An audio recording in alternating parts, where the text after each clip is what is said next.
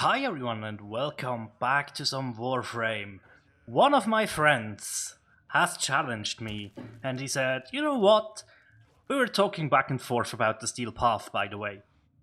And he said, I bet you're not able to do the first Steel Path mission with Frost. Challenge accepted, bro. Challenge accepted. Alright. He also did some more. Well, he specified some stuff. First off, I'm using the Guandao because he said I'm not allowed to use my saw, right? Because he feared that would make the game too different, or too easy. I was like, alright, I can deal with that. Also, no Kitgun, bro. I was like, alright, I will use a Lex Prime. Since that still is one of my favorite secondaries. I was like, okay, what do you want me to use for a primary? And he said, take your favorite gun that you play casually. Which is the Basa for me. Haven't farmed the Basa Prime, so yeah, normal Basa, right? Here we have Frost. Not the frame you think about when you are thinking about this kind of content, right? Let's go on the offensive. Maybe reconsider that. Will it be fast? No, not at all. Will it enable me to deal with this content? Absolutely.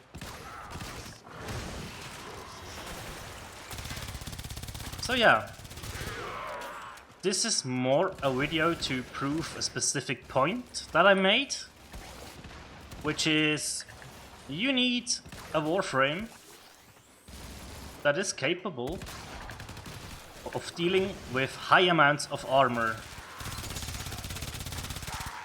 And what I'm doing with Frost is completely 100% strip the enemies of their armor. That is all I'm doing here. Because if you saw my last video, you know that I said armor is by far the biggest deal when dealing with high levels. I don't think I said it like that per se, but that's the basic gist of it.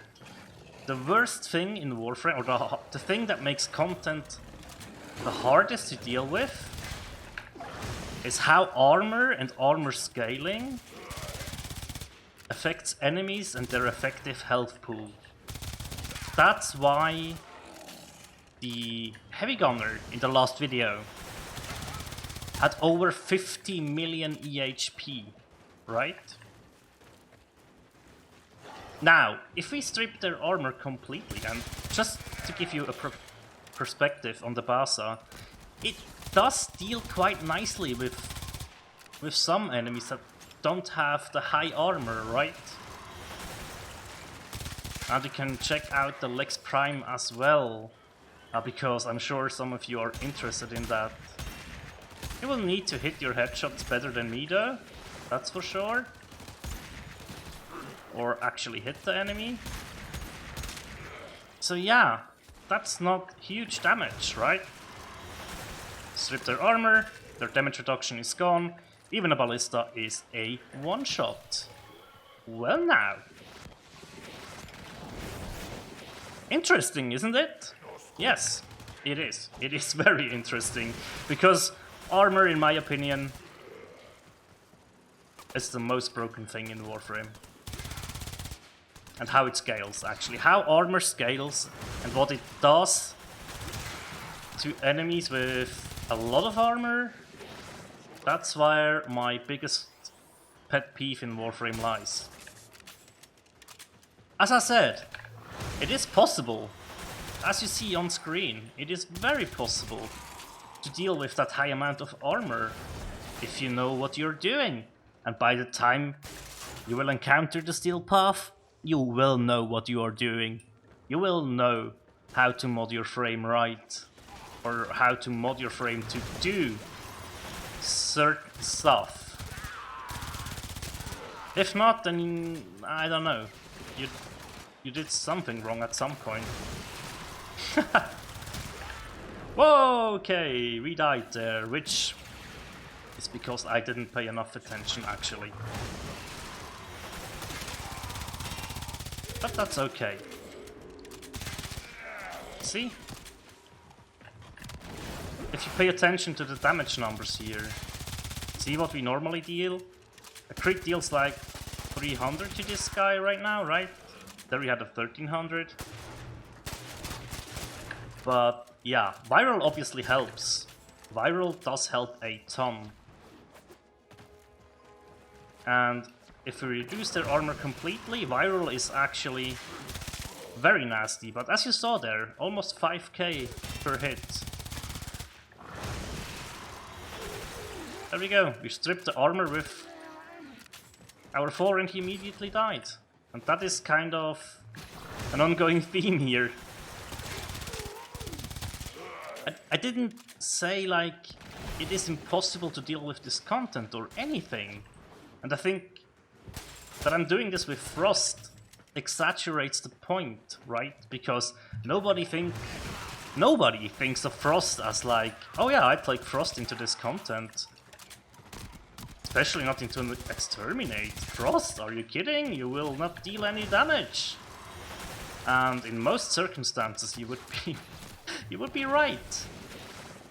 But for someone who played Frost a lot, and it is still in my top 3 all-time favorite Warframes after all this time. And I'm not sure, maybe he even is on the absolute top of my favorite Warframe list. Even though Gara exists, even though you can trivialize other content with Octavia, for example. But just think about it a little bit and let it sink in that this is Frost. People say, outside of defense mission, Frost is useless. He doesn't do anything. He's only good to pop down his snow globe and that's all he should ever do. Well, I am glad to give you another perspective. Just because somebody says that Frost is bad, doesn't mean he is bad. Do you have to have a very specific build to do what I'm doing here? Oh yeah, no doubt about that. You need to be modding one specific stat in a very specific way. You need to hit a certain threshold on one specific stat to make this here possible. Is that a bit of like, yeah, but that's a very specific case that you're making? Yeah, it is. I'll give you that. Sure. It is very specific. Is this content very specific? I think so. Would I use this build outside of the steel path? Probably not, because there's no need. Would I use this in group play? No. There are definitely more efficient ways in group and even solo play to deal with armor. And yes, Siren Prime comes to mind when thinking about that. Hey guys, what are you doing in here? But yeah, I mean, as I said, this loadout consists of a lot of personal favorites of mine. When he said no soul, I was like, right, I will be able to use the Guandao again. Which we haven't even used so far, did we? So we definitely need to use it. We are at the end of the mission anyway soon, but yeah, here's the performance of a Guandao. With, I might add, a very old crit build. That is, I give you that. That is an outdated build for the most part. Definitely improve, or there's definitely room to improve the build. And would I use a different build on a saw? Yes, I would, actually. Yes, I would. But that is also depending on certain stats on the saw. And yeah, but as you can see, Very good. it did work, right? It did work. And for those of you who wonder, I will include the builds in just a bit. We will talk about it. Because I think I owe you that one. I never showed my late game, I guess, builds that much on my channel, especially not for Warframes. So yeah, you guys mostly see zero format builds, right, from me, which is kind of a sweet spot. But yeah, is this a zero format build? No, it's not. It's a Frost Prime with 2 formas and an aura that prevented me to use a third one. Alright. As you saw, I was casting Avalanche. Now, Avalanche has an armor reduction built into it. To reach 100% armor reduction though, you need to have exactly 250 power strength. And I didn't want to lose too much duration, too much efficiency, or too much range, and that in itself is a huge challenge. So let me talk you through this build. Right. Since Frost is not the tankiest of Warframe, I like to boost him with a Vitality, Armored Agility, to give him more armor, more health, more effective health at the end of the day, right? Armor is very good. You can even throw a steel fiber into that slot to make Frost even beefier. The thing is, Armored Agility is very much quality of life for Frost because you gain a little bit of sprint speed and that brings him over the 1 mark, right? Stand United. Perfect. One of the... I don't think there's many auras that have a Vazarin polarity, so that fits this build very nicely. It gives us a huge boost in our points that we can use, and it also gives us armor, so we make Frost more beefy again. Right, so how do we achieve the strength? We use the Transient Fortitude, a Blind Rage, both of them 2 from the top. So instead of losing 27.5% duration, we lose 22.5. That's 5%, but it makes a difference. Efficiency as well. We lose 45%, we gain that back with a Fleeting Expertise, which hits us. Oh yeah, and also Ogre Secrets, because that's the last mod I needed to reach 250% strength. Sorry about that. So these 3 strength mods are what we use. We then need to patch up this efficiency loss, because we need the ability to be a bit more spammable. So we use fully ranked Fleeting Expertise and a full ranked Streamline to gain enough efficiency to come close, right? So we are at 145%, but that is okay. That means an energy per cast, 55 energy. It's still high, and not having flow on this is like really something that limits you. That's a big reason why this is not really viable to use. Honestly, this build is just to prove the point, right? So we patch up the efficiency, we even lose more duration, so we add in a primed continuity, and to counter the range loss, or just get a little bit of range, we use Cunning Drift, because that was the only thing we were able to fit on here for the moment. So yeah, this is like a 17-meter range, so it's not that good. Armor reduction is 100%, but only lasts for 5.8 seconds, right? You can see why this is not efficient and why you need to cast a lot and why it is such a niche use of Avalanche and Frost as a whole, I guess. But yeah, I mean, it's just my personal love for Frost that really, and my friend knows how much I played Frost and how much I love him as a frame. So he was not thinking about the armor reduction capability of Frost, right? So when he challenged me to that, I had a big smile on my face and I said, all right, I will try it. Went home and was just grinning all over my face because I knew I could fit a build like this, or I could throw a build like this together. I wasn't really sure if it would fit, but with the aura, since we strip 100% armor, right, we don't need to use corrosive protection that we normally use. So that enabled the build to function without investing another forma. Could this be improved? I think so. I definitely think so. Do I have a good idea? Not at the moment. But yeah, point proven, right? And you're probably wondering, hey, what about the Baza? Here is the viral build. 4 formas invested. Hunter Munitions, though, is a very huge mod for the Baza and other crit weapons as well, because 30% chance to apply a slash status on critical hits.